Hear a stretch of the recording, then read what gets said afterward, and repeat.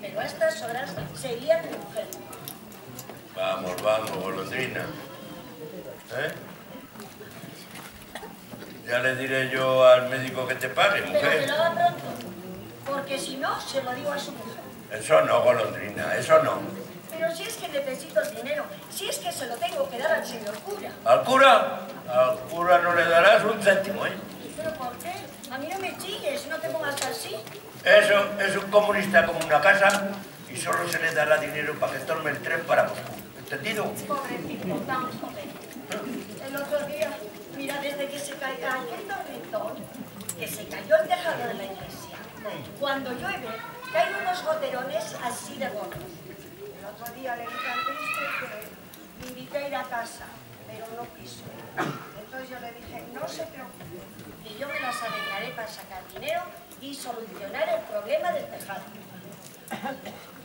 A ese no le darás un céntimo. Es un comunista y solo se le dará dinero para ir a Moscú, ya te lo he dicho. Bueno, otra cosita. A ver. Ya sabes que hoy es fiesta en el pueblo. Sí. Y viene mucha gente a mi casa. Bueno, hay veces que hay cola. Por eso quería pedirte otro favor. ¿Tú dirás? Tú ya sabes que yo todo lo hago legal. Por eso he pensado que si me dejas utilizar el molino abandonado, yo mandaría 1000 a un par de nenas y así pues despacharíamos antes a los clientes. Está bien, concedido.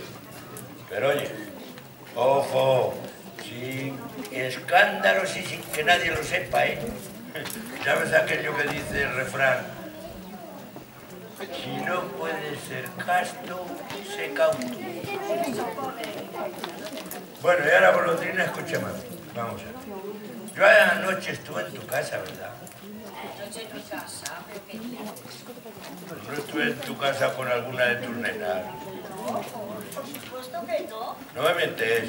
Pero ¿cómo te voy a mentir? Pero, ¿qué pajadería es esa? Bueno, está bien.